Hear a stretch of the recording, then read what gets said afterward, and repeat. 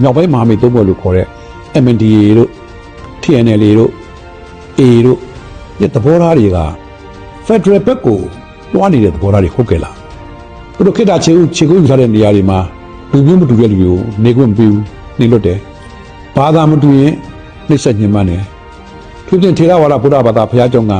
သာသနာဝန်ထမ်းတွေကိုအန္တရာယ်ပြုတယ်နောက်နိုင်ငံရဲ့နိုင်ငံသားဖြစ်စစ်စစ်ထားတဲ့လုပ်ငန်းတွေကိုဖျက်ဆီးတယ်ဆိုတော့ဒါ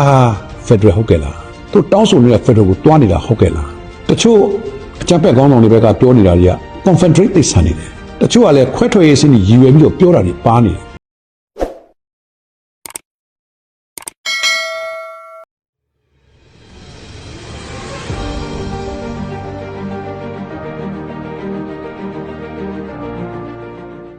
ဒီလ27ရက်နေ့က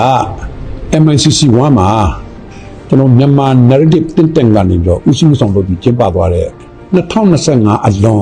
်ဘူဝေယုံကဘာမှာမြန်မာနိုင်ငံရေဆိုင်ကြုံတွေ့ရပွဲရရှိတဲ့အလားလာနဲ့အခွင့်အလမ်းများသုံးသပ်ဆွေးနွေးပွဲဆိုတာအဲ့ဒါလုပ်သွားတယ်ဗျ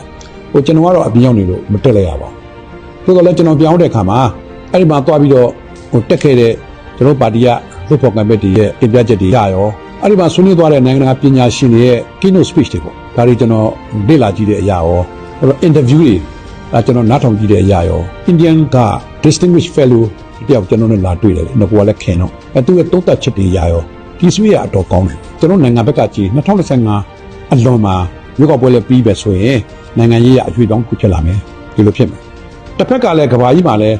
အရွေးပြောင်းနေရှိလာတယ်ခင်တော့ bipolar system ကနေပြီးတော့နောက်ပိုင်းမှာဧကဝင်စနစ်ပေါ့ unipolar state ကိုပြောင်းတယ်အခုတခါ multipolar war ပေါ့ဒီ state ကိုပြောင်းလာတယ်အဲ့တော့သူပြင်အမေရိကန်သမ္မတဒေါ်နယ်ဂျေထရန့်လက်ထက်မှာပြောင်းလဲတွေကနိုင်ငံတွေပေါ်အကျိုးသက်ရောက်မှုတွေများစွာရှိတယ်အဲ့ဒီကမ္ဘာကြီးရဲ့အရွေးကျွန်တော်မြန်မာနိုင်ငံဘက်ကနိုင်ငံရေးအရွေးဒီတစ်ခုထိတ်တိုက်ဆုံးတဲ့ဆုံးမှတ်မှာဖြစ်လာမဲ့ကျွန်တော်နိုင်ငံတွေအခွင့်အလမ်းတွေစင်ကောချက်တွေကိုကြည်ကြည်ပြန့်ပြန့်ဆုံးဖြတ်တော့ကျွန်တော်ထင်တယ်သိကောင်းတဲ့ကိစ္စတွေကျွန်တော်တို့အတူစရာတွေပြုစရာတွေအများကြီးပဲထင်တယ်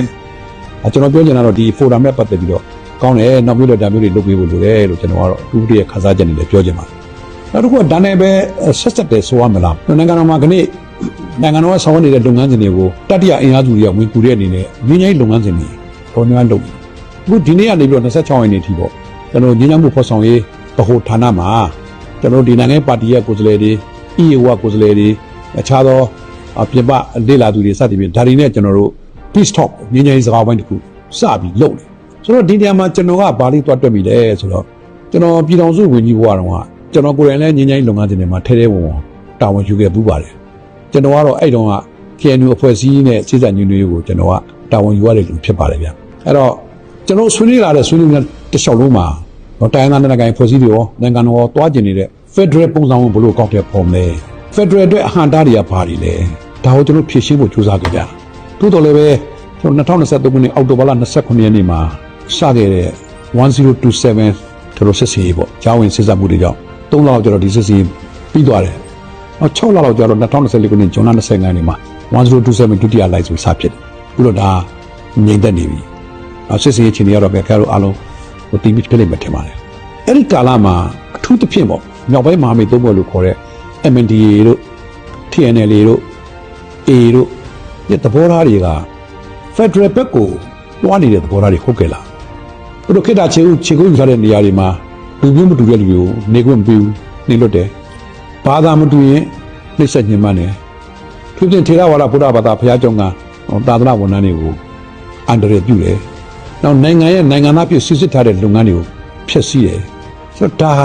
Federal ဟုတ်ကဲ့လားသူတောင်းဆိုနေတဲ့ Federal ကိုတွားနေတာဟုတ်ကဲ့လားတချို့အကြမ်းဖက်ကောင်းဆောင်တွေဘက်ကပြောနေတာတွေက Confederate သိဆန်နေတယ်တချို့ကလည်းခွဲထွက်ရေးစနစ်ရည်ရွယ်ပြီးတော့ပြောတာတွေပါနေတယ်အဲ့တော့ငင်းငိုင်းလုပ်ငန်းစဉ်တွေကိုချင်းကပ်တဲ့ခါမှာကျွန်တော်ကပြောင်းလဲနေတဲ့အကြမ်းဖက်တောင်းကျမ်းသူတွေရဲ့သဘောထားပေါ်မူတည်ပြီးတော့လည်းလိုအပ်တယ်လို့ပြည်ပြောင်းလဲဆွေးနွေးဖို့လိုမယ်လို့ကျွန်တော်ဒီလိုလေးတွားပြီးတော့မြင်ပါတယ်ဗျငင်းငိုင်းရနိုင်ငံမှာရည်ကြည့်ပါတယ်နိုင်ငံတကာဖွံ့ဖြိုးတိုးတက်မှုတွေသူတို့ကျွန်တော်နိုင်ငံလုံးနိုင်ငံမျိုးဖွံ့ဖြိုးတိုးတက်မှုတွေအဓိကရှိရနေခန့်နေတဲ့အဟန္တာတွေလက်နက်ကိုင်ပြိပခါပဲလက်နက်ကိုင်ပြိပခါကျွန်တော်နိုင်ငံတွေနော်အပြည့်အစုံရှင်းလင်းရမယ့်ကိစ္စတစ်ခုဖြစ်တယ်ဒါကြောင့်ကျွန်တော်စဉ်းစားမိတာလေးကိုကျွန်တော်သုံးသပ်တင်ပြခြင်းဖြစ်ပါတယ်လို့ပြောချင်ပါတယ်ဗျာကျေးဇူးတင်ပါတယ်